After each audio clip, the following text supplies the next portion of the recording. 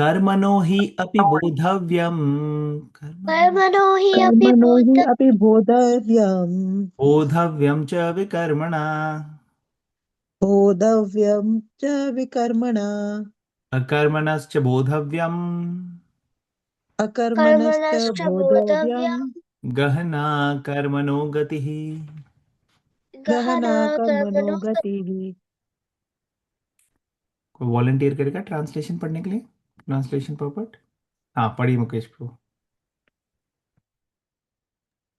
I'm low, actually sure. Please. The intricacies of action are very hard to understand. Therefore, one should know properly what action is, what forbidden action is, what inaction is. Purport. If one is serious about liberation from material bondage, one has to understand the distraction between action, inaction, and unauthorized actions. One has to apply oneself to such analysis of action, reaction, and perverted actions because it is a very difficult subject matter. To understand Krishna consciousness and action according to its modes, one has to learn one's relationship with the Supreme, i.e., one who has learned perfectly knows that every living entity is the eternal servitor of the Lord, and that consequently one has to act in Krishna consciousness.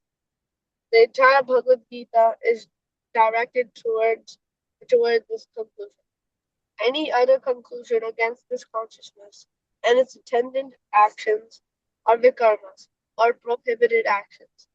To understand all this, one has to associate with the authorities in Krishna consciousness and learn the secret from them. This is as good as learning from the Lord directly. Otherwise, even the most intelligent persons will be doomed. Hare Krishna. Okay, तो एक कर्म, अकर्म, विकर्म, इसका जो theoretical aspect है हमने discuss किया था पिछले सेक्शंस में। लेकिन ओवरऑल ये जो प्रोसेस है कर्मा का वो बहुत इंट्रिकेट है, वो बहुत डिफिकल्ट है कि एग्जैक्टली मुझे ये क्यों इस सिचुएशन में फेस करना पड़ रहा है, ऐसा क्यों हुआ मेरे साथ। इतने सारे कॉम्प्लेक्सिटीज आती हैं इसके अंदर कि हम पिन पॉइंट करके एक रीजन नहीं बता सकते। तो यहां भगवान बता रहे हैं कि ये बहुत कॉम्प्लेक्स है। गहना कर्मणो गति ही, very very intricate and complex. Prabhupada purport में एक्सप्लेन कर रहे हैं कि अगर कोई सीरियस है कर्म बंधन से बाहर आने के लिए, मटेरियल सिचुएशन से बाहर आने के लिए, तो उसको समझना पड़ेगा कि क्या कर्म है, क्या अकर्म है, और क्या विकर्म है। और उस हिसाब से, उस नॉलेज के, उस ज्ञान के हिसाब से अपने एक्शंस को डिसाइड करना पड़ेगा कि कैसे एक्शंस कंडक्ट करने हैं हमने। जो भगवान की भक्ति में लगे हुए हैं ऐसे लोग नॉलेज के माध्यम से, ज्ञान के माध्यम से परफेक्टली जानते हैं कि क्या करना है, और इसलिए वो कृष्ण भावनामृत, कृष्ण कॉन्शियसनेस के तरीके से अपने लाइफ को कंडक्ट करते हैं। और ये कंक्लूजन, ये असली कंक्लूजन है भगवत गीता का। इसके अलावा कई और दूसरे कंक्लूजन लोग देते हैं, मगर एक्चुअली वो सही मायने में एसेंस नहीं है, वो तो साइड बेनिफिट्स हो सकते हैं, लेकिन जो एसेंशियल टीचिंग्स है वो ये। ठीक है। और अगर कोई एक आचार्य से सीखे, एक गुरु से सीखे जो कि भगवान के गुरु शिष्य परंपरा में भगवान की नॉलेज दे रहे हैं, तो ऐसे आचार्य से सीखना डायरेक्टली भगवान से सीखने के बराबर है। अदरवाइज समझ में नहीं आ सकता। इन सब शास्त्रों का ज्ञान, भगवत गीता की नॉलेज, ये सब थ्योरेटिकली थोड़ा आइडिया हो सकता है, लेकिन डिटेल में अच्छे से प्रत्यक्ष रूप से समझ में नहीं आएगा। ठीक है ना। तो ये एक्सप्लेन कर रहे हैं प्रभुपाद जी यहाँ पे। तो हम हिंदी में भी देख लेते हैं यहाँ पे। हमने कुछ पॉइंट्स यहाँ पे अलग से बनाए हुए हैं। तो कौन पढ़ेगा ये हिंदी का ट्रांसलेशन यहाँ पे? कोई वॉलंटियर करेगा? मैं पढ़ सकती हूँ प्रभु जी। प्लीज पढ़िए।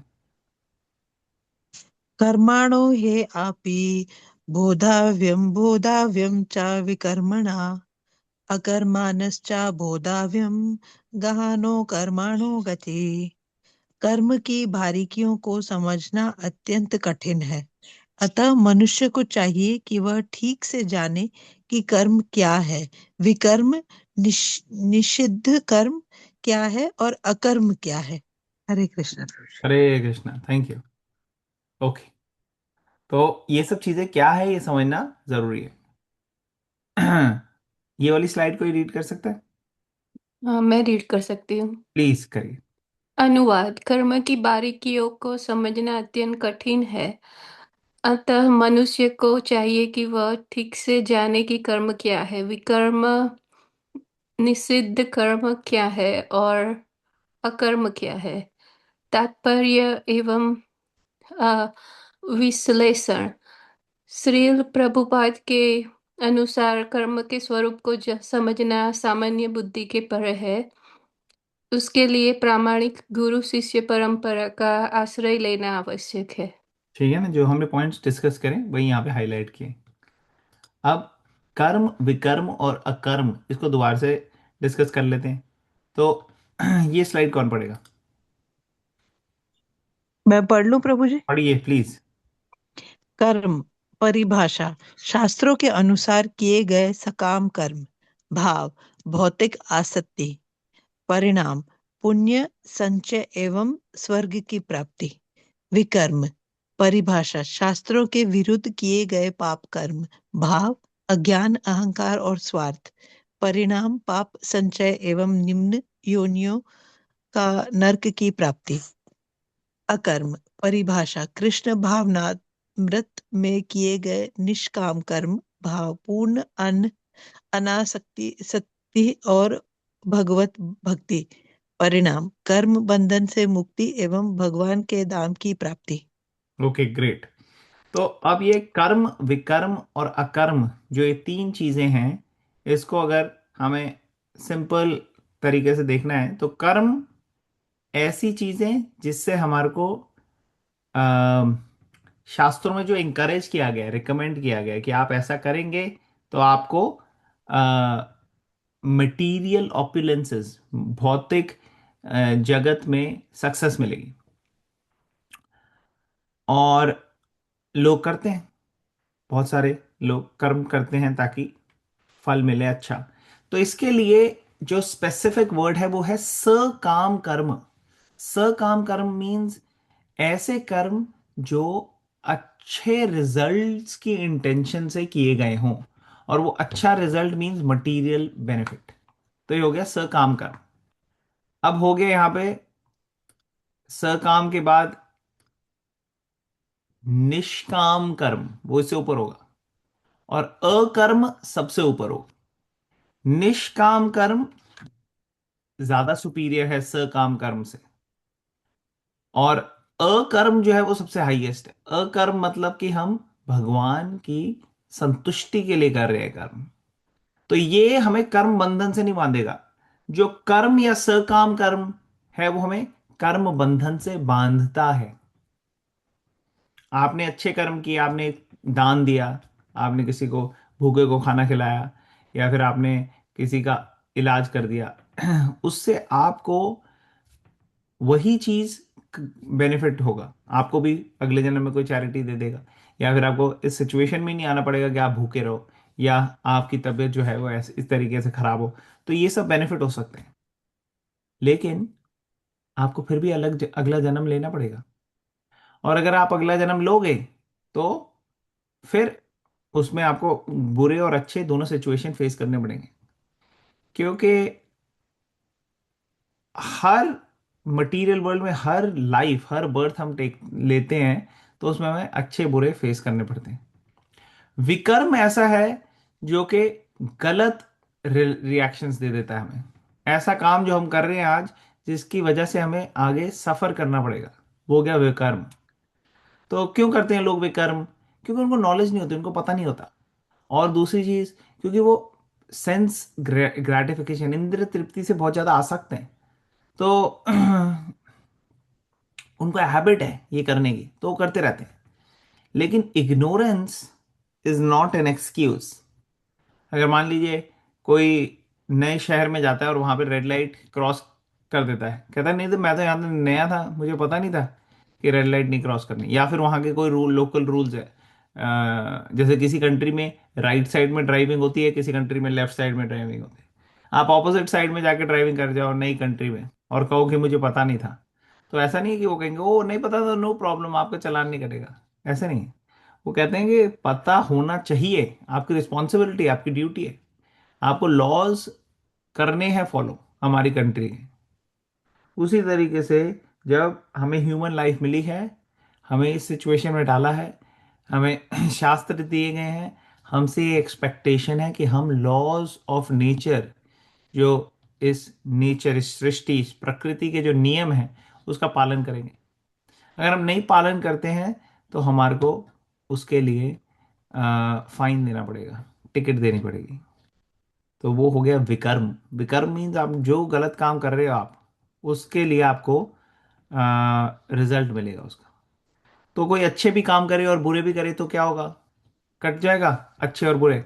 नहीं, अच्छे काम का भी फल मिलेगा उसको, बुरे काम का भी फल मिलेगा, इसलिए नेक्स्ट जन्म ऐसे होता रहेगा। तो फिर अकर्म क्या है? अकर्म ऐसा है जिसका कोई कर्म नहीं लगता। इवन के पहले के भी जो कर्म है हमारे वो भी कट जाते हैं अगर हम अकर्म करें। कर्म बंधन से मुक्त हो जाते हैं और भगवान के धाम जा सकते हैं। तो ये है अकर्म का सही मायने में बेनिफिट। तो यहां पे किसी का कोई क्वेश्चन है कर्म विकर्म अकर्म के लिए? प्रभु जी, मेरा एक क्वेश्चन है। हाँ बताइए। कर्म में बोलता है परिणाम है पुण्य, स्वर्ग स्वर्ग की प्राप्ति, और यहाँ बोलता है कि कर्म बंधन से मुक्ति एवं भगवान के धाम की प्राप्ति। तो हाँ, दोनों सेम नहीं हुए? Very good question. तो आपको पता है स्वर्ग का राजा कौन है? नहीं। स्वर्ग इंद्र, किसको पता है? हाँ, इंद्र। तो इंद्र कौन है? देवता, इंद्र देवता। देवता है। देवों के तो राजा। स्वर्ग ऐसी जगह है जहां पे देवता होते हैं, भगवान स्वर्ग में नहीं है, हाँ, ओके। है ना? तो ऐसे कई सारे आप हाँ। देखोगे जो रिलीजन्स है, जैसे ये अब्राहमिक रिलीजन, वो कहते हैं स्वर्ग में जाना। क्यों? क्योंकि वहां बड़ा एंजॉयमेंट है। हेवन, हेवन में जाएंगे, ठीक है ना? हेवन में जाके वहां पे बहुत एंजॉयमेंट है, तो वो एंजॉयमेंट करेंगे। तो वो सकाम कर्म के भावना से करी गई चीज। हाँ, वहाँ पे बहुत सारी अपॉर्चुनिटीज मिलेंगी, बड़ी सारी अप्सराएं हैं, बड़े सारे फैसिलिटीज हैं, लॉन्ग लाइफ है, जो चीज़ें चाहिए आपको मिलता है। वहाँ की इंटॉक्सिकेशन से इंसान और ज़्यादा, यहाँ पे अब जब इंटॉक्सिकेशन करते हैं लोग तो उनकी सेहत खराब होती है, वहाँ पे सेहत और ज़्यादा अच्छी हो जाती है इंटॉक्सिकेशन लेने से, सोमरस वगैरह लेते हैं। तो ये स्वर्ग के रूल्स डिफरेंट है हेवन के। तो जो बहुत ज्यादा पुण्य करते हैं उनको वहां पे जाने को मिल सकता है, लेकिन उसके बाद फिर से आना पड़ेगा धरती पे आपको, या फिर हो सकता है और निचली स्पीशीज में जाना पड़े। तो ऐसे रिस्क क्यों ले, जन्म जन्म मृत्यु के चक्कर में क्यों फंसे रहे? ठीक है ना? जी प्रभु जी। ओके। और किसी का क्वेश्चन? Good question. ठीक है, आगे चलते हैं। तो ये वाली स्लाइड कौन पढ़ेगा? मैं पढ़ लेती हूँ। प्लीज पढ़िए। हरे अरे, कृष्ण। सर्जन और दस्ताने। जैसे एक डॉक्टर संक्रमित मरीज का इलाज करते समय दस्ताने पहनता है जिससे वह वायरस से अछूता रहता है, वैसे ही अकर्म करने वाला व्यक्ति संसार में कार्य करते हुए भी कर्म बंधन से मुक्त रहता है। वर्षा और बीज। भगवान बारिश की तरह है जो समान रूप से गिरती है। कौन सा पौधा उगेगा ये बीज हमारे कर्म पर निर्भर करता है। जब हम कृष्ण भावनामृत का बीज बोते हैं तो भौतिक परिणाम नहीं उपजते। ये अकर्म को समझना और व्यवहारिक दृष्टांत means examples with this word. Hare Krishna. Thank you. Hare Krishna, thank you. तो ये हमने पहले भी डिस्कस किए हैं ये सारे एग्जाम्पल, ठीक है ना? हमने डिस्कस किया कि कैसे डॉक्टर जो है वो अपने आप को भी पूरी प्रोटेक्शन लेके फिर करते हैं। उसी तरीके से जो स्पिरिचुअल व्यक्ति है वो अपनी लाइफ में अपनी कॉन्डक्ट जब वो अकर्म करते हैं तो उनके खुद के जो है डीलिंग्स बाकियों के साथ जो होते हैं उससे वो कंटेमिनेट होने से बच जाते हैं। क्योंकि अभी जो भी एक्टिविटी वो कर रही है वो भगवान की खुशी के लिए कर रहे हैं। तो कॉन्शियसनेस जो है, चेतना जो है, वो उसको ट्रेनिंग मिल रही है या पूरी ट्रेनिंग मिल चुकी है कि कैसे हर एक्शन जो है वो भगवान की संतुष्टि के लिए करना है। अभी हमारी ट्रेनिंग नहीं है, अभी हमें कुछ मिलता है अच्छा हम फटाफट खा लेते हैं, हमें कुछ करने का दिल करता है हम फटाफट कर लेते हैं, क्योंकि इंद्रियां जो है वो गाइड कर रही हैं कैसे चलना है कैसे नहीं। लेकिन जो भगवान के भक्त होते हैं वो ये देखते हैं कि कैसे भगवान की सेवा में लगना है। हाँ, शरीर के लिए खाना है, लेकिन शरीर को तंदुरुस्त रखने के लिए इसलिए नहीं खाना क्योंकि मेरे को खाने के लिए जो है पेट भरा हुआ है लेकिन फिर भी खाने के लिए मन कर रहा है, खा लिया। तो ये फर्क आ जाता है कि इंद्रियां जो है वो पुल करती है एक जगह से दूसरी जगह हमें। तो जो अकर्म को प्रैक्टिस कर रहे हैं वो धीरे धीरे उनकी ट्रेनिंग ऐसे हो जाती है कि वो इंद्रियों को फोकस करना कम हो जाता है उनका, और सेवा में फोकस करना ज़्यादा हो जाता है। तो क्योंकि माइंड फोकस ऑक्यूपाइड होता है भगवान की सेवा के लिए, इसलिए दूसरी चीज़ें उन्हें डिस्टर्ब कर नहीं पाती आसानी से। और ये भी हमने डिस्कस किया था कि भगवान समान है सबके लिए। भगवान जो है हर एक को कृपा दे रहे हैं। जैसे एक किसान है। अब किसान जो है वो खेती करने के लिए बड़े सारे स्टेप्स लगते हैं। पहले प्लॉ करता है ना, लैंड को थोड़ा सा लूज करता है, फिर उसके बाद बीज डालता है। अब बीज डाल के सब कुछ रेडी करके रखता है कि जब बारिश होगी तो तब उसकी मेहनत जो है वो फल लाएगी। उसी तरह से भगवान की कृपा जो है वो बारिश से हम कंपेयर कर सकते हैं कि कैसे भगवान की कृपा जो है वो बारिश के समान है। अगर मान लो वो किसान अपनी मेहनत ना करे, फल जो जो बीज है वो ना बोए, जो प्लाव है वो ना करे धरती को, और फिर ऐसे ही बैठा रहे और कहे नहीं नहीं भगवान की कृपा होगी तो सब हो जाएगा, और बारिश हुई, तो क्या उस बारिश का फायदा होगा किसान को अगर उसने बीज भी नहीं बोए तो? क्या लगता है आपको? नहीं होगा फिर। कोई फायदा नहीं होगा उसका। तो कई लोग ऐसे ही बैठे रहते हैं कि भगवान की जब कृपा होगी तब हम भक्ति करेंगे, तब हम भगवत गीता पढ़ेंगे, तब हम सब कुछ करेंगे। लेकिन ये उसी तरीके की मूर्खता है जैसे एक किसान जो है वो बीज बोए बगैर सोचेगा कि यहाँ से फसल उग जाएगी। अपना काम पहले करना है आपने, फिर भगवान की जब कृपा होगी तो फिर वो मैक्सिमाइज हो जाएगी। अब कई लोग कहते हैं नहीं नहीं भगवान की सैंक्शन के बिना कोई भी कुछ नहीं कर सकता। हाँ, नहीं कर सकता। अगर बारिश नहीं हो तो वो किसान की भी मेहनत खराब हो जाएगी, फसल नहीं उगेगी, लेकिन उसने अपना काम तो किया ना। भगवान का सैंक्शन होना या ना होना वो बारिश पे डिपेंड करता है। उसी तरह से भगवान की कृपा होगी तो हमें पूरी भगवत गीता रिवील हो जाएगी।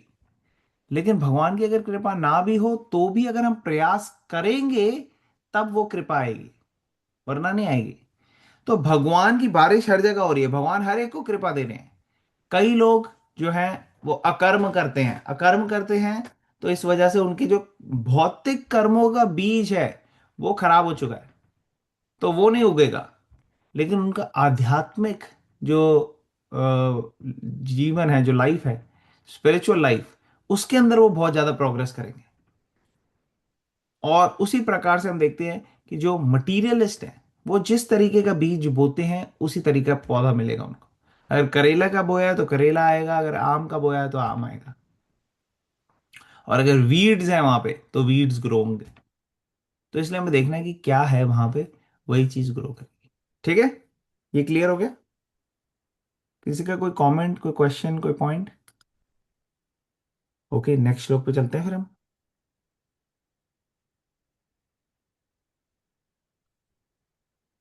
कर्मणि अकर्म या पश्येद, कर्मणि कर्मणि अकर्मया कर्मणि पश्येत् पश्येत् अकर्मणि च कर्मण कर्मया, अकर्मणि अकर्मणि च कर्मया कर्मयः सबुद्धिमान मनुष्येषु सबुद्धिमान सबुद्धिमान मनुष्येषु मनुष्येषु युक्ता कृत्न कर्म कृत। सयुक्तः कर्मकृत् कर्म कर्म कृते। कृत्। ओके, तो ये इंटरेस्टिंग श्लोक है। कौन पढ़ेगा ये वाला? प्रभु जी मैं मैं पढ़ पढ़ूं? सकती हूँ? हाँ, पंकज प्रभु प्लीज पढ़िए। Thank you. One who sees inaction in action and action in inaction is intelligent among men, and he is in the transcendental position. although engaged in all sorts of activities. Purport: a person acting in Krishna consciousness is naturally free from the bonds of karma. His activities are all performed for Krishna. Therefore, he does not enjoy or suffer any of the effects of work. Consequently, he is intelligent in human society. Even though he is engaged in all sorts of activities for Krishna, akarma means without reaction to work. The impersonalist ceases fruitive activities out of fear, so that the resultant action may not be a stumbling block on the path of self realization. But the personalist knows rightly his position as the eternal servitor of the Supreme Personality of Godhead. Therefore, he engages himself in the activities of Krishna consciousness. Because everything is done for Krishna, he enjoys only transcendental happiness in the discharge of this service. Those who are engaged in this process are known to be without desire for personal sense gratification. The sense of eternal servitorship to Krishna makes one immune to all sorts of reactionary elements of work. अरे Hare Krishna. Thank you so much. Okay, तो यहाँ पे बता रहे हैं कृष्णा क्या कह रहे हैं, जो व्यक्ति देखता है इन एक्शन बड़ी पोएटिक लैंग्वेज यूज की है कृष्णा ने ये वाले श्लोक में। तो एक्चुअली इसके हिंदी पढ़ते हैं पहले, फिर हम will come back to this.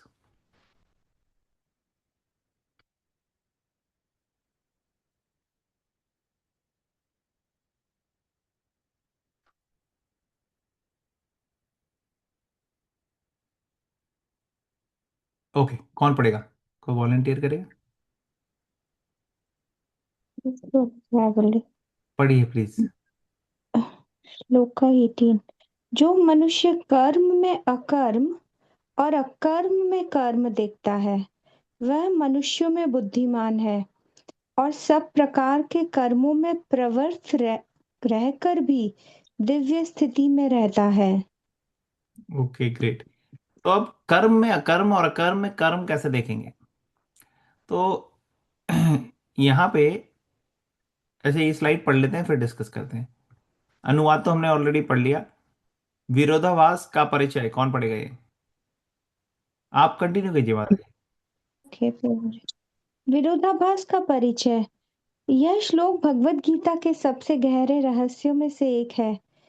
बाह्य रूप से कार्य न करना अकर्म नहीं है और बाह्य रूप से अत्यंत व्यस्त रहना कर्म का बंधन नहीं है। ओके, तो कोई शेयर करना चाहेगा, क्या समझ में आया आप लोगों को इसमें से?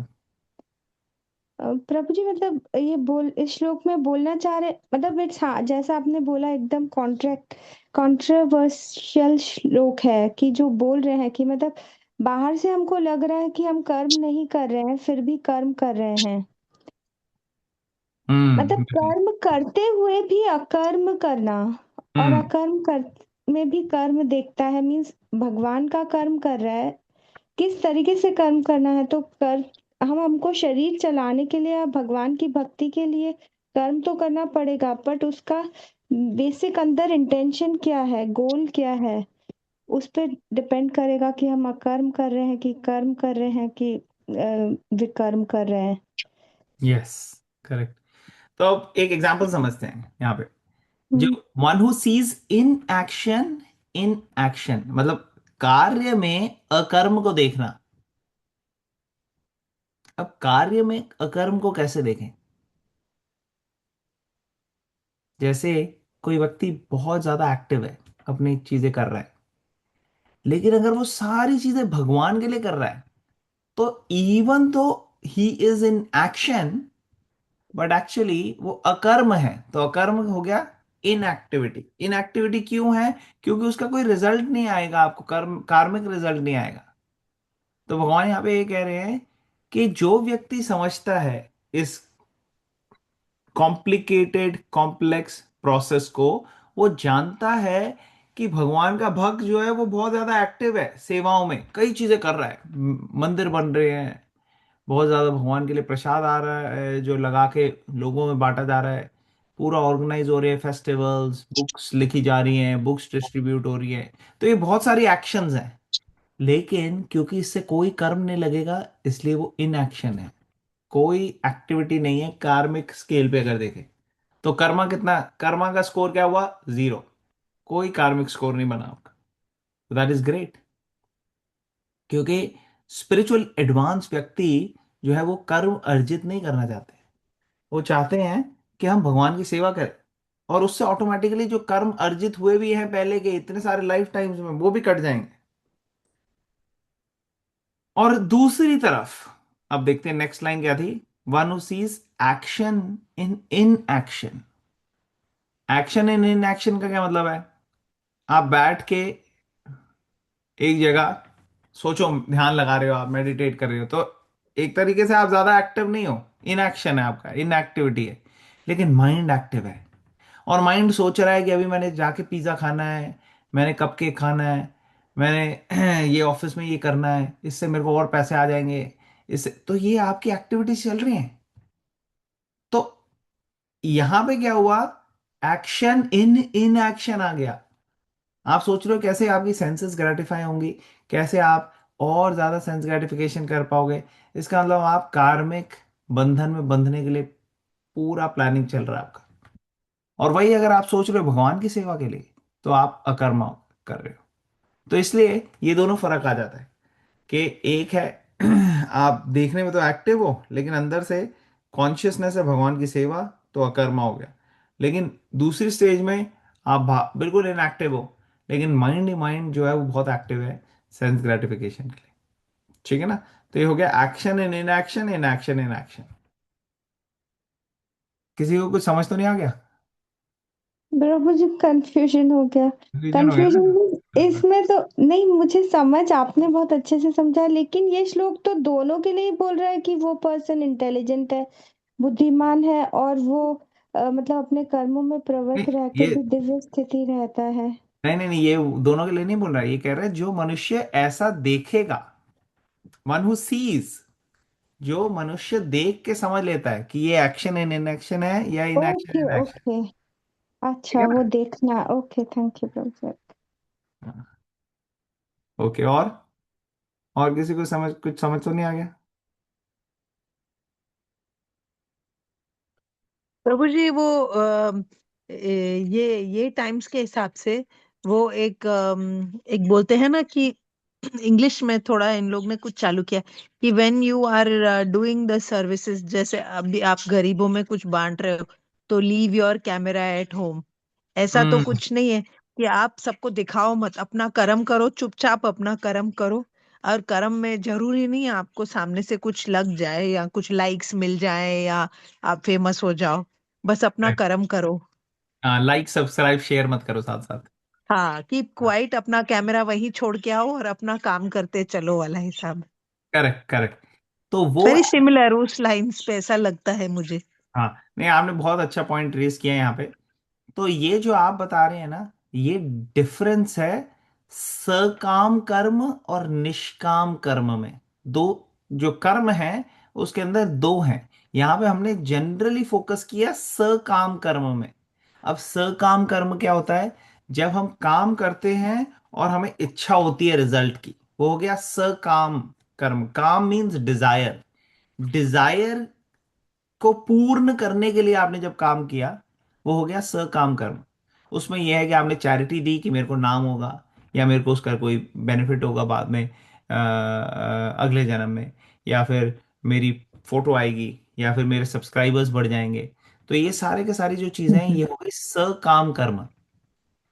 लेकिन जी। अगर आप सकाम कर्म नहीं कर रहे, आप निष्काम कर्म भी कर रहे हो, तो उससे भी हाईएस्ट है अकर्म। अब दोनों में फर्क क्या हुआ? निष्काम कर्म और अकर्म में बहुत छोटा सा फर्क है। निष्काम कर्म में आपकी जो इंटेंशन है वो फोकस नहीं होती भगवान की सेवा में, वो फोकस होती है वो कर्म में। और आप रिजल्ट भगवान को दे सकते हैं, वो ऑप्शनल है। लेकिन अकर्म में रिजल्ट आप भगवान को ही देते हो, और उसी वजह से कर्म करते हो। कर्म में आपका फोकस प्राइमरीली नहीं है, आपका फोकस है भगवान में। आपको एग्जांपल देता हूं। जैसे एक कुक है, अब कुक अच्छे से कुकिंग करेगा, और वो कुक करके जो है मान लो किसी कोई छोटा सा बच्चा है, उसकी माँ ने ऑर्डर किया कुक से कि आप बना दो, तो उसने बना के खाना दिया बच्चे को। अब वो भी बच्चे ने खाया। अब दूसरा है माँ ने कुक किया खुद। अब जब माँ ने कुक किया तो उसकी इंटेंशन या फोकस कुकिंग में नहीं, बच्चे के ऊपर ज्यादा है। वो क्यों कर रही है ये काम? बच्चे को बेनिफिट हो इससे, वो इसलिए कर रही है। काम वही कर रही है दोनों, लेकिन एक का फोकस है कि बच्चे के लिए अच्छा होना चाहिए, उसके वेल विशिंग के लिए, और दूसरे का फोकस है कि ठीक है मुझे ये कुक करना है। तो ये फर्क आ जाता है निष्काम कर्म और अकर्म में। बहुत थोड़ा सा डिफरेंस है। निष्काम कर्म के थ्रू अकर्म में जा सकते हैं। जब हम सकाम कर्म करते हैं वो लेवल लोअर हो जाता है। ज्यादातर रिलीजन में सकाम कर्म ही होता है कि अच्छा आप ये करोगे तो आपको बहुत ज्यादा अगले जन्म में बेनिफिट होगा, या फिर इस जन्म में बहुत अच्छा बेनिफिट होगा, या मटेरियल बेनिफिट पे ही रह जाती है बात। जैसे आप कह रहे हो लाइक सब्सक्राइब शेयर, कैमरा अपना लगा के, तो ये होता है सकाम कर्म। सारे रिलीजन में आप देखोगे, इंक्लूडिंग हिंदुइज्म, इस्लाम, क्रिश्चियनिटी, सब में यही है, जुडाइज्म। लेकिन जो निष्काम कर्म है उसके बारे में ज्यादा लोग नहीं बता पाते कि क्या है निष्काम। अगर हमको कोई रिजल्ट ही नहीं चाहिए तो मैं एक्टिविटी क्यों करूं, लोग ये सोचते हैं। लेकिन वो समझते नहीं है इसका मेन मकसद क्या है निष्काम कर्म का।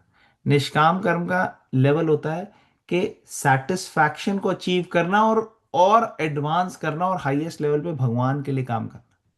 जब वो भगवान के लिए सेंटर बना के करते हैं, जिसको भक्ति योगा भी कहते हैं, और निष्काम कर्म को निष्काम कर्म योगा भी कहते हैं, तो इसके बाद आप देखते हैं कि इस लेवल पे जब आ जाते हैं तो उसके बाद स्पिरिचुअल लाइफ जो है वो फास्ट हो जाती है। अदरवाइज स्पिरिचुअल लाइफ में आ नहीं पाता व्यक्ति, वो इसी जन्म मृत्यु के चक्कर में ही रह जाता है।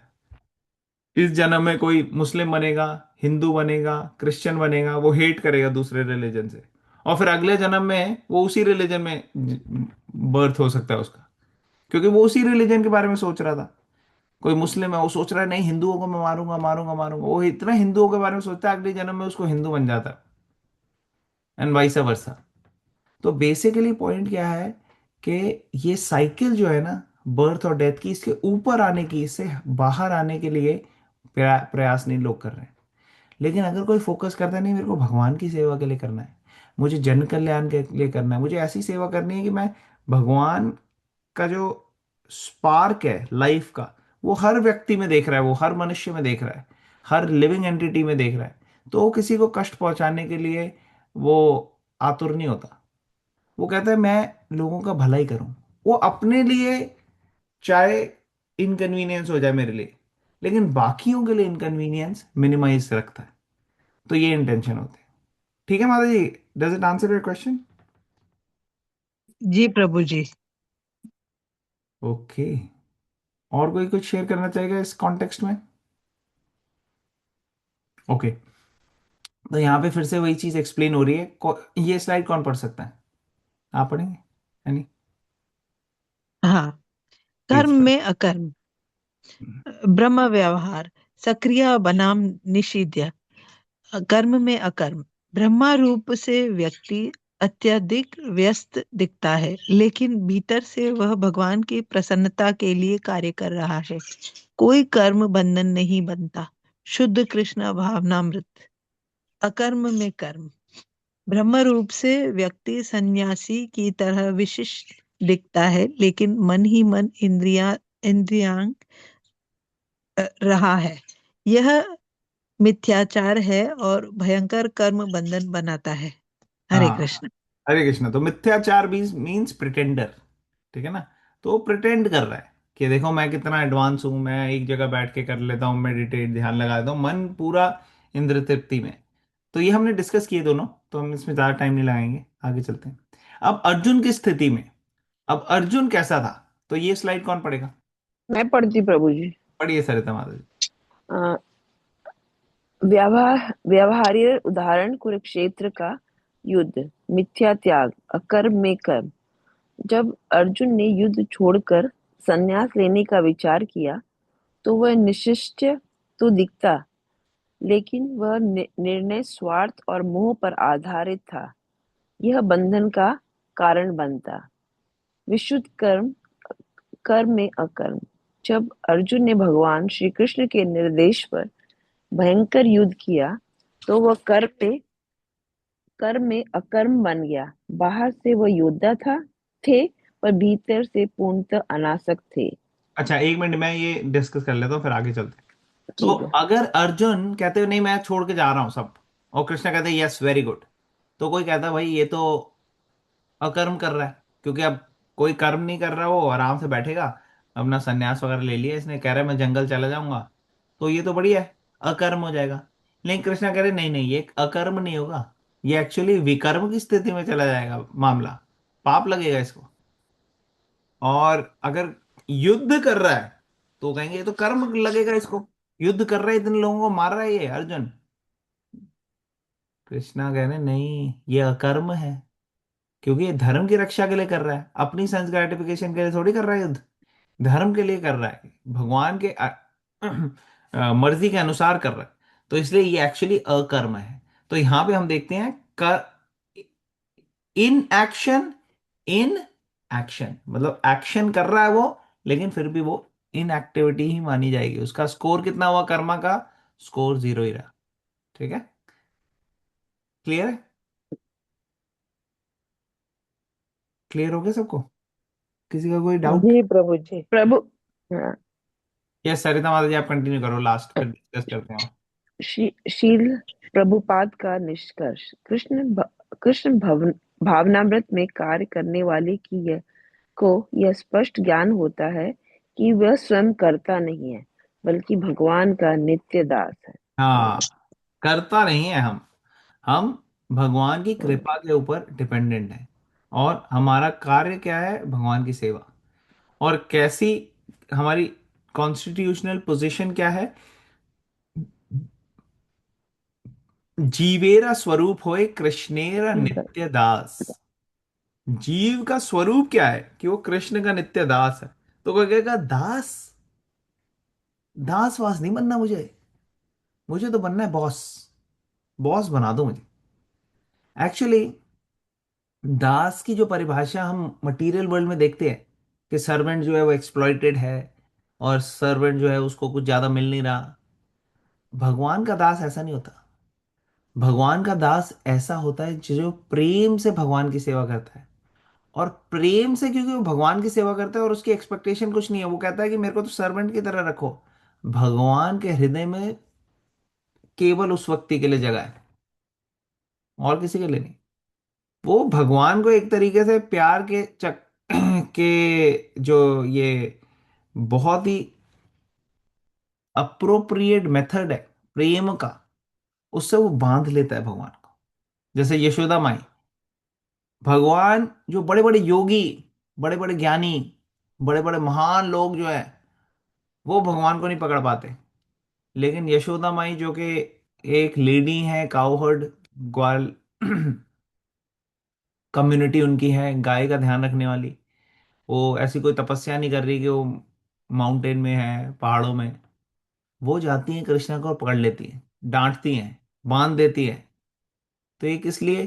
कैसे कृष्णा रेडी हो गए? क्योंकि प्रेम, प्रेम जो है वो हाईएस्ट लेवल का पावर है, जो कि भगवान को बांध देती है। इसलिए कहा जाता है भक्ति को श्री कृष्ण आकर्षणी। एक प्रेममय भक्ति ही है जो भगवान को आकर्षित करती है। बाकी चीजें आप किस चीज से भगवान को आकर्षित कर सकते हो? अपनी तपस्या से। आप कह रहे हो मैं इतनी तपस्या कर लेता हूँ, भगवान को नहीं पता क्या? या फिर आप कहो कि नहीं मैं देखो कितनी चैरिटी देता हूँ या देती हूँ, वो भगवान के सामने क्या है? सूरज को दिया दिखाने वाली बात है। लेकिन एक चीज है जो भगवान का हृदय जो है पूरी तरह से ले लेती है, वो है आपका प्रेम कितना है भगवान से। ठीक है, किसी का कोई क्वेश्चन, कमेंट, कोई पॉइंट यहाँ पे? ओके, तो हम आज के लिए नेक्स्ट श्लोक करेंगे, लास्ट वाला 19th। यस्य सर्वे समारंभा, यस्य यत्र सर्वे सर्वे समारंभा समारंभा काम संकल्प वर्जिता मामसंकल्पवर्जिता कामसङ्कल्पवर्जिता ज्ञानाग्नि दग्ध कर्माणाम ज्ञानानदकर्माणां कर्माणं तमाहु पंडितम बुधा। तमाहु तमाहु पंडितं तम्बुधा। बुधा। कौन पढ़ेगा इसका ट्रांसलेशन? पोपट। हरिबोल मैं आई पढ़ती कैन प्रभु जी। पढ़ सकता हूँ। एनी आप पढ़िए। One is understood to be in full knowledge, whose every endeavor is devoid of desire for sense gratification. He is said by sages to be a worker for whom the reactions of work have been burned up by the fire of perfect knowledge. On पढ़िए purpose. पढ़िए। Only a person in full knowledge can understand the activities of a person in Krishna consciousness. Because the person in Krishna consciousness is devoid of all kinds of sense gratificatory propensities, it is to be understood that he has burned up the reactions of his work by perfect knowledge of his constitutional position as the eternal servitor of the Supreme Personality of Godhead. He is actually learned who has attained to such perfection of knowledge. Development of this knowledge of eternal servitorship to the Lord is compared to fire. Such a fire, once kindled, can burn up all kinds of reactions to work. Hare Krishna, Prabhuji. Hare Krishna. Okay, तो यहाँ पे बताया जा रहा है कि अकर्म, चलो पहले हिंदी पढ़ लेते हैं फिर डिस्कस करते हैं। आप कंटिन्यू करेंगे यानी? जी। जिस व्यक्ति का प्रत्येक प्रयास इंद्रियातीत की कामना से रहित होता है, उसे पूर्ण ज्ञानी समझा जाता है। साधु पुरुष ऐसा करता कहते हैं जिसके कर्म पूर्ण ज्ञान की अग्नि से भस्म हो चुके हैं। हरे कृष्ण। ओके, हरे कृष्ण। तो पूरी तरीके से जो ज्ञान योग में बहुत एडवांस है, उनको पता लग गया है कि क्या कर्म करना है क्या नहीं करना है, ठीक है ना। तो उनके जो एक्शंस हैं वो सेंस ग्रेटिफिकेशन के प्रोपेंसिटी से नहीं चलते। जैसे हमारा क्या है, हम उठ के जा रहे हैं कहीं तो क्या जा रहे हैं, कुछ खाने जा रहे हैं या कुछ खेलने जा रहे हैं या कुछ ऐसी चीज करने जा रहे हैं जो इंद्र जो सेंसेस के लिए चाहिए, ठीक है ना, या कोई पैसा बनाने जा रहे हैं। जो यहाँ पे ट्रांसेंडेंटल व्यक्ति बताया गया है, जो एडवांस व्यक्ति गया है, उसके ड्राइव सेंस ग्रेटिफिकेशन नहीं है। ये कई बार हम डिस्कस कर चुके हैं, ठीक है ना। तो ज्ञान की वास्तविक परिभाषा क्या है, कंटिन्यू करेंगे आप या नहीं? जी अनुवाद तो प्रभु पढ़, जी। नीचे पढ़ लिया ज्ञान की। हाँ। ज्ञान की वास्तविक परिभाषा इस श्लोक में पंडित ज्ञानी की वास्तविक परिभाषा दी गई है। ज्ञानी वह नहीं जो केवल शास्त्र पढ़ता है, बल्कि वह है जिसके कर्मों के पीछे कोई स्वार्थ या भौतिक भोग की इच्छा नहीं होती। एग्जैक्टली हरे exactly। कृष्ण। हरे कृष्ण। तो ये चीज कॉमन है ट्रांसेंडेंटलिस्ट में। अगर आप देखेंगे, हमने सेकंड चैप्टर में भी पढ़ा था, जब कृष्णा से अर्जुन ने पूछा स्थित प्रज्ञ से क्या भाषा, जो स्थित प्रज्ञ है उसकी क्या लक्षण है, तो उसमें भी कृष्ण ने शुरू ही ऐसे किया था कि वो सेंस ग्रेटिफिकेशन की प्रोपेंसिटी छोड़ चुका है। यहाँ भी बता रहे हैं कि ये जो ट्रांसेंडेंटल व्यक्ति है वो सेंस ग्रेटिफिकेशन इंद्रिय तृप्ति से उसका गवर्न नहीं होता। तो क्योंकि ये एडवांस हो चुके हैं व्यक्ति, और अगर कोई भक्ति योग में बहुत ज्यादा एडवांस हो जाता है तो उसका क्या होता है, उसके कर्म का क्या होता है, इतने कर्म किए, इतने जन्म में इतने पाप किए, इन सब पापों का क्या हुआ? पाप का जो बीज है वो धीरे धीरे धीरे धीरे करके पेड़ बनता है। और जब पेड़ बनता है और जब उसके फल आ जाते हैं, वो फल जब हम खाते हैं तो हमारे को वो पाप जो है वो एक्चुअली फेस कर रहे हैं। लेकिन जो भक्ति योगा में एडवांस हो जाता है, उसका बीज सारे खत्म हो जाते हैं, इतने जन्मों का जो पाप किए हैं सब खत्म हो जाएंगे एक्चुअली। भगवान भगवत गीता में आगे एक्सप्लेन करेंगे कई सेक्शंस में, खासकर 18 चैप्टर में भगवान कहते हैं सर्वधर्मान परित्यजा माम एकम शरणम व्रजा अहम त्वाम सर्व पापेभ्यो मोक्षयिष्यामि मा शुचा। कि मैं आपको सब पापों से मुक्त कर दूंगा, डरो मत, सारे पाप कैंसिल हो जाएंगे। आप बाकी रिलीजन्स में भी देखोगे तो ऐसा बताया है कि कैसे अगर आप भगवान के साथ प्रेम का संबंध हाईएस्ट लेवल पे आप जुड़ जाओ, तो आपके पुराने कुछ गलत भी आपने करा होगा पहले के टाइम में, वो सारे के सारे कट जाएंगे। तो ये कॉमन है, लेकिन उसके लिए प्री रिक्विजिट ये है कि भगवान के साथ प्रेम का रिलेशनशिप एस्टैब्लिश करना है, ऐसे कि जो भगवान के लिए फेवरेबल हो, अनुकूल हो, वो कार्य में हम लगे। ऐसे कार्यों में ना लगे जो सिर्फ हमारी सेंसेस के लिए अनुकूल है बस। ठीक है, तो ये फर्क हो जाता है स्पिरिचुअलिस्ट और मटीरियलिस्ट। साधारणता जो हम कर्म करते हैं उससे हम बहुत सारे बीज निकल रहे हैं, और ये बीज अलग अलग अलग अलग अलग अलग पौधे बनते जा रहे हैं, जिसका रिजल्ट हमें फ्यूचर में मिलेगा। तो ये अलग अलग स्टेजेस होते हैं कर्मा की। प्रारब्ध कर्मा, अप्रारब्ध कर्मा, कूटम, बीजम, ऐसे अलग अलग स्टेजेस होते हैं। ये सारे के सारे कट जाते हैं अगर हम भक्ति प्रॉपरली करेंगे तो, और एडवांस हो जाएंगे उसमें। ठीक है ना। अगर जल गया बीज तो फिर उससे कोई फसल नहीं उगती, उससे कुछ नहीं आएगा। तो इसलिए जो भी कर्म या गलतियां या कुछ भी हुए हैं पहले, वो सब कट जाएंगे। अदरवाइज अच्छे कर्म और बुरे कर्म दोनों अगर किसी ने करे, तो ऐसा नहीं कि दोनों कैंसिल हो जाएंगे। उसको अच्छे कर्म का भी रिजल्ट मिलेगा और बुरे का भी मिलेगा, वो जन्म मृत्यु में आता रहेगा, चक्र में फंसता जाएगा। ठीक है ना। क्लियर हो रहा है सबको? किसी का कोई क्वेश्चन, कमेंट, कोई पॉइंट यहाँ पे? ये एक क्वेश्चन है। हाँ बताइए। ये श्रील का मतलब क्या होता है? किसका? श्रील प्रभुपाद। श्रीला प्रभुपाद रिस्पेक्ट है, जैसे होता है ना, रिस्पेक्टफुली बोलते हैं। तो श्रीला प्रभुपाद मीन्स प्रभुपाद जी के बारे में जब हम बोलते हैं कि उन्होंने बताया ऐसे ऐसे, तो हम वो वर्ड यूज करते हैं। या प्रभुपाद का मतलब मालूम है कि उनके चरण कमल। श्री का मतलब मालूम है, मगर श्रील हाँ उसका मतलब क्या होता है? हाँ, नहीं वही मैं बता रहा हूँ। ये रिस्पेक्टफुल डेजिग्नेशन, जैसे अगर आप नॉर्मली किसी को, व्यक्ति को एड्रेस करते हो, आप बोलते हो श्रीमान, हम्म। श्रीमती।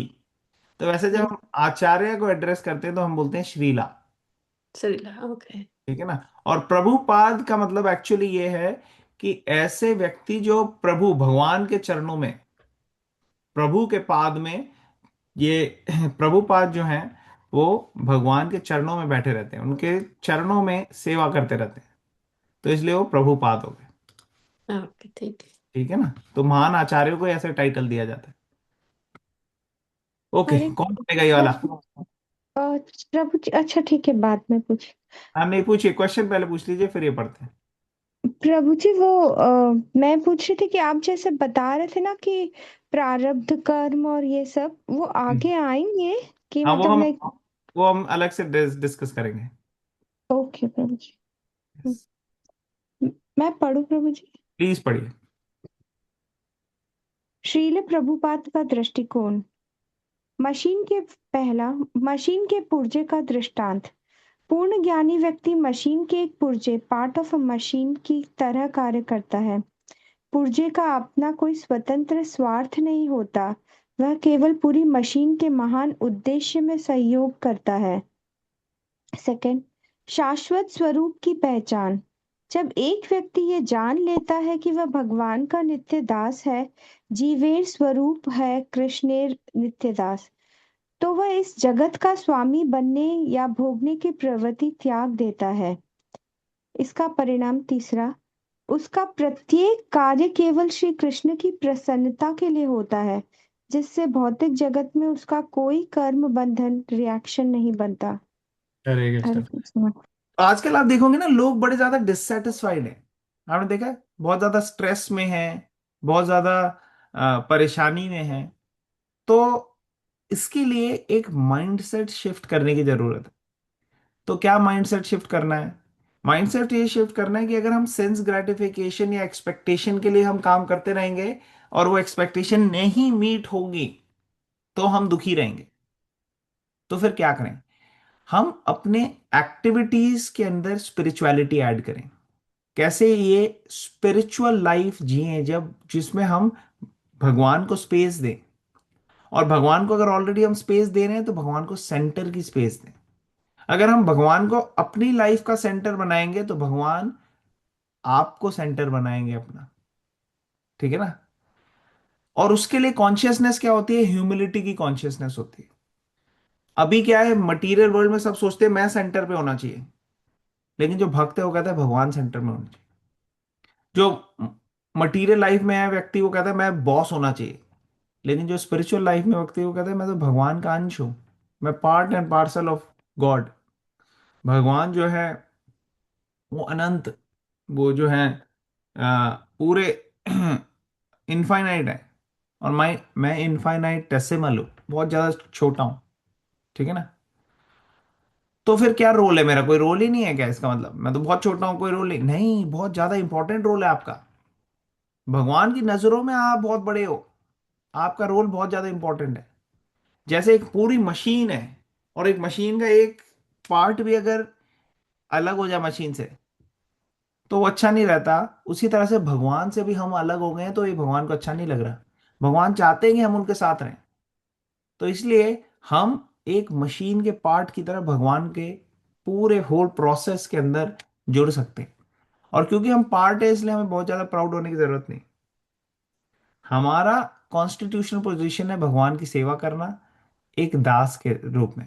और इसका परिणाम क्या होता है? इसका परिणाम होता है कि सबसे ज्यादा खुशी हमें मिलती है।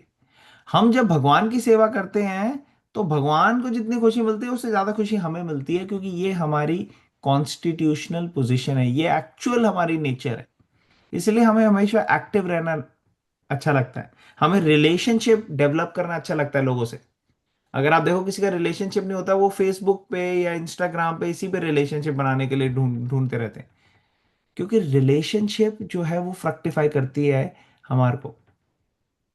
और वो रिलेशनशिप हमारी फैमिली, हमारे फ्रेंड्स, हमारे रिलेटिव्स, इन सब के साथ हम जो रिलेशनशिप शेयर करते हैं उसका एक अपना टेस्ट होता है। इसलिए लोग देखो आप फोन पे लगे होते हैं एक दूसरे से बात करने या मैसेज करने या रिलेट करने के लिए, क्योंकि वो रिलेशनशिप ढूंढ रहे हैं। अगर हम एक कमरे में बंद हो और हमारे को जितनी दुनिया की दौलत है सब मिल जाए, और कोई कहे कि आप कभी भी आप जन्म नहीं लोगे, मृत्यु नहीं होगी आपकी, बुढ़ापा नहीं होगा, कोई बीमारी नहीं होगी, आप बस इस रूम में रहोगे, तो क्या आप खुश हो सकते हो? नहीं। किसी से नहीं मिल सकते, आप किसी से बात नहीं कर सकते, कोई नहीं है आपकी लाइफ में। क्या लगता है आप लोगों को खुशी मिलेगी? सारा पैसा है आपके पास, सारी रिसोर्सेज है, सब कुछ है, कुछ भी कर सकते हो आप।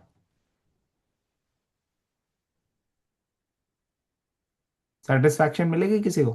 क्वेश्चन समझ में आया सबको? नहीं प्रभु हाँ जी, नहीं प्लीज। खुशी मिलेगी, नहीं मिलेगी। हाँ बहुत नहीं अकेले हो मिलेगी। जाएंगे। एग्जैक्टली। तो इसलिए हमें हमें रिलेशनशिप जो है वो बहुत इंपॉर्टेंट एस्पेक्ट है हमारी लाइफ में।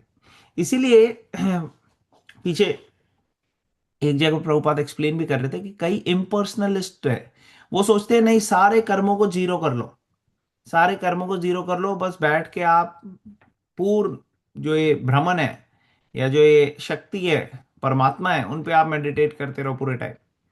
लेकिन जब तक हमारा रिलेशनशिप नहीं बनेगा भगवान के साथ तब तक हम सेटिस्फाई नहीं होंगे। और भक्ति योगा में प्रेम का रिलेशनशिप डेवलप होता है। इसलिए बाकी माध्यम से अगर कोई जन्म मृत्यु के चक्कर से बाहर आ भी जाए तो शास्त्रों में ऐसे लिखा है कि वो भगवान के धाम अगर नहीं गया, भगवान से उसकी उसका रिलेशनशिप, उसका प्रेम पूरी तरह से स्ट्रांग नहीं हुआ, और वो जन्म मृत्यु के चक्कर से बाहर आ भी गया मोक्ष की स्थिति में, तो भी वो वापस आ जाएगा। तो भी वो वापस आ जाता है। ब्रह्मा के एक दिन में उसको मौका मिलता है कि आपको यहीं पे रहना है या नीचे जाना है ब्रह्म ज्योति में। लेकिन ब्रह्म ज्योति में कोई रिलेशनशिप नहीं है।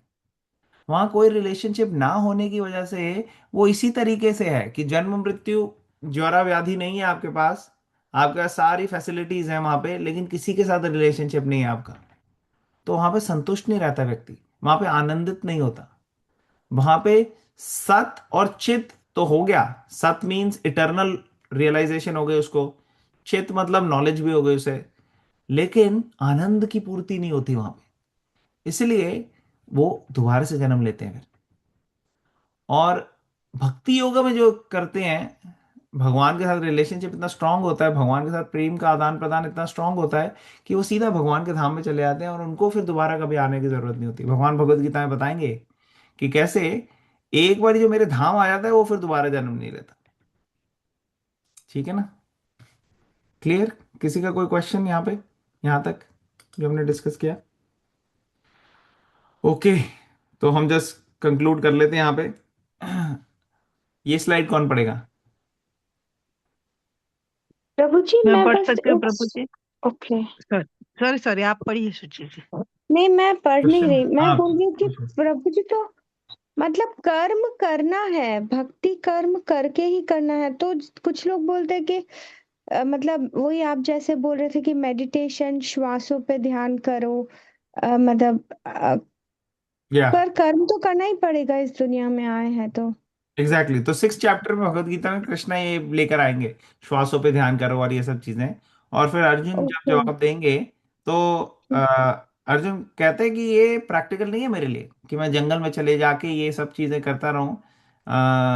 तो ये अर्जुन के लिए जब प्रैक्टिकल नहीं था, जो कि फैमिली वाला था, जिसके बच्चे थे, फैमिली थी, वाइफ थी, अ, तो ये आजकल कलयुग के लोगों के लिए कैसे प्रैक्टिकल होगा? तो ये चीज ऑलरेडी डिस्कशन 6 चैप्टर में भगवान ने करी अर्जुन के साथ, वो हम डिस्कस करेंगे। बट आपका ओके पॉइंट, आपका पॉइंट जो है कि हमें एक्टिव तो रहना है ना, हमें काम तो करना है, हमें तो अपनी ड्यूटीज करनी है, यस। लेकिन किस कॉन्शियसनेस में काम करना है वो भी इंपॉर्टेंट है। हमें काम करना है, लेकिन अर्जुन को ये बताया गया कि किस कॉन्शियसनेस में आपको काम करना है। भगवान को याद करते हुए अगर हम काम करेंगे और भगवान की के साथ जुड़ने के इंटेंशन से हम काम करेंगे और उस तरीके से अपनी फैमिली को कंडक्ट करेंगे, तो वो पूरा अकर्म हो जाएगा।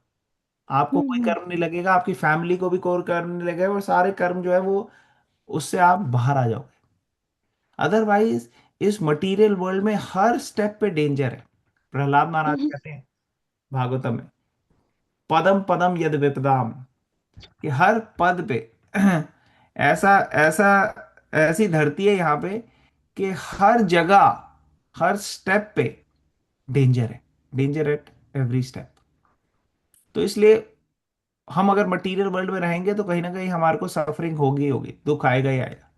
जैसे कहते हैं ना कि कोयले की खान में तो गंदा होगा ही हमारा शरीर, कपड़े।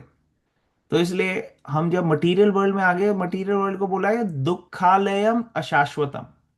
दुखालय है, जैसे हिमालय, हम्म। हिमालय में मतलब हिम है, हम्म। ठीक है ना? उसी तरह से भोजनालय जहाँ पे खाना हो रहा है, पुस्तकालय जहाँ पुस्तक है, लाइब्रेरी। उसी हम्म। तरह दुखालय में क्या होगा? दुख। दुख। आपने बोला। तो हम्म। इससे इससे पता लगता है कि भगवान हमें प्रिपेयर कर रहे हैं समझने के लिए कि मटेरियल वर्ल्ड में चैलेंजेस आएंगे, दुख आएगा। इसलिए मटेरियल वर्ल्ड किसी भी जेंटलमैन और लेडी के लिए लॉन्ग टाइम रहने के लिए नहीं है। वो सिर्फ यहाँ पे इसलिए है, जैसे हम जाते हैं बाथरूम, जाते हैं अपना काम करके वापस आ जाते हैं, जो टॉयलेट हम्म। करना है कर लिया, जो नहाना है नहा के क्लीन होके वापस आ गए। उसी तरह से हमें मटेरियल वर्ल्ड में अपना काम करना है, अपनी प्यूरिफिकेशन करनी है, अपने आप को क्लीन करना है अंदर से, और फिर चले आना है हम्म। भगवान के धाम। यहाँ पे हमारे को बहुत ज्यादा देर तक रहने के लिए प्लानिंग नहीं करनी। तो प्रभु जी मेरा एक प्रश्न है, ये तो आप जैसे बोल रहे हैं, आप बोल रहे हैं कि वो बॉस बनना तो अलग है, वो तो टेंडेंसी है, बट सबको अटेंशन चाहिए होता है, तो हमको सोशल गैदरिंग से दूर रहना चाहिए।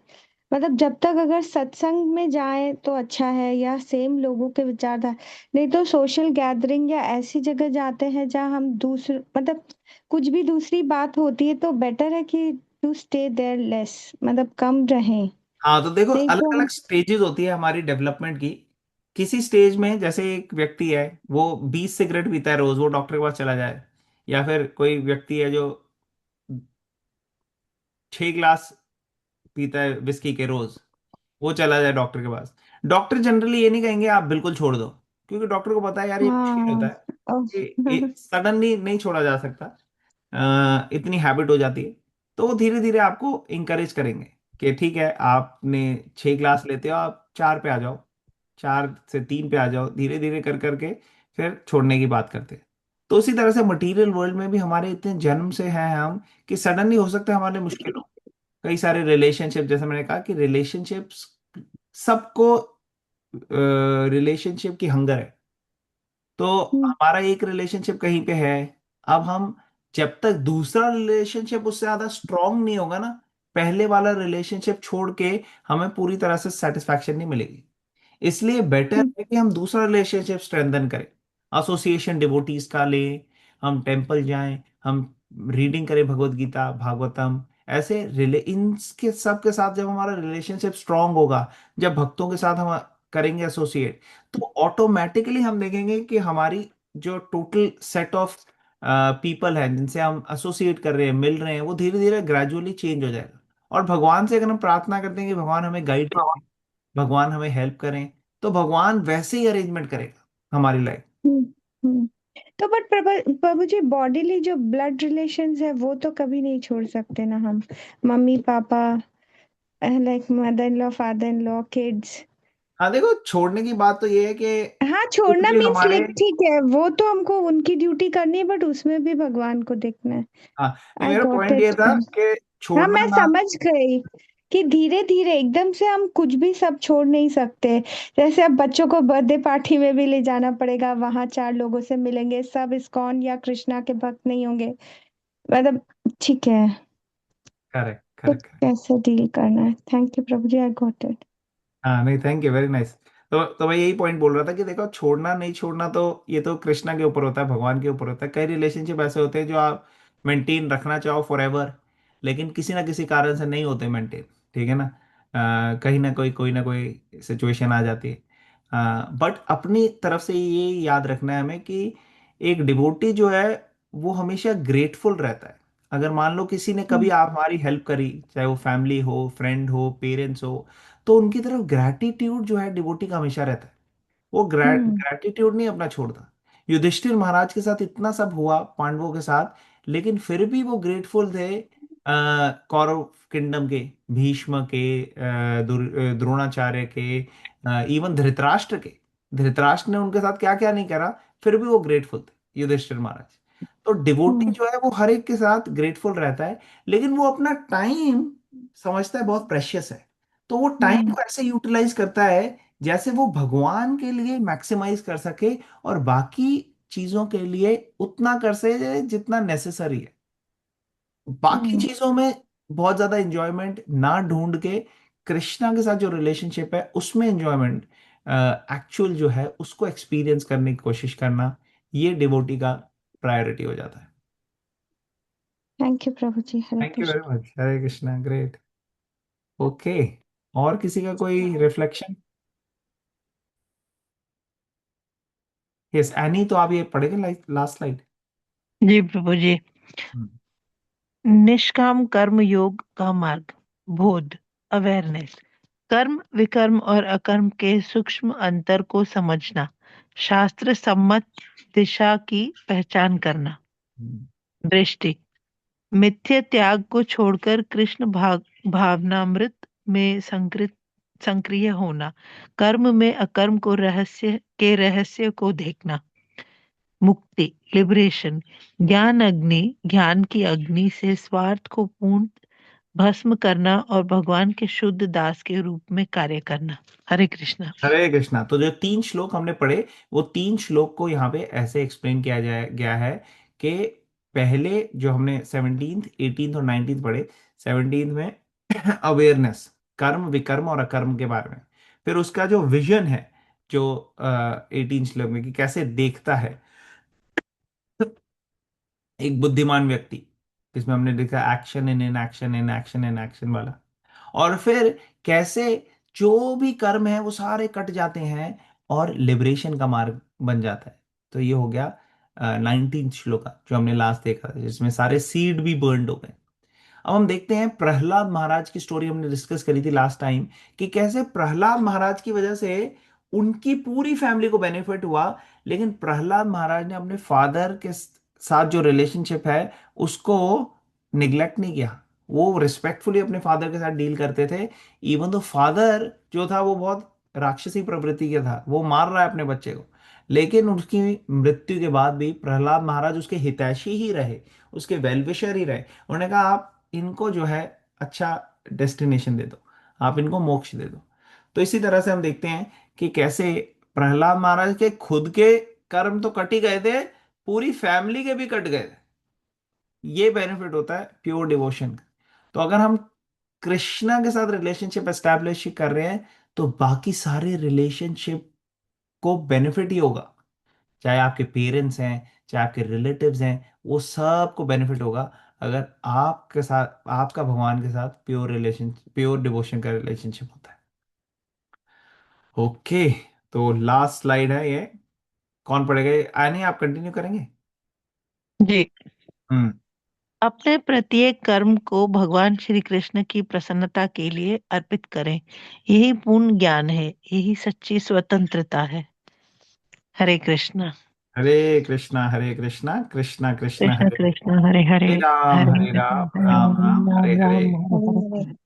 ओके, और किसी को क्वेश्चन, कमेंट, कोई point? All right, thank you very much for your active participation. आप लोगों ने सबने एक्टिवली पार्टिसिपेट किया, very grateful to you. We learned here. ग्रंथराज भगवद गीता की जय, श्री जय जय प्रभुपाद की जय। जय। हरे कृष्णा।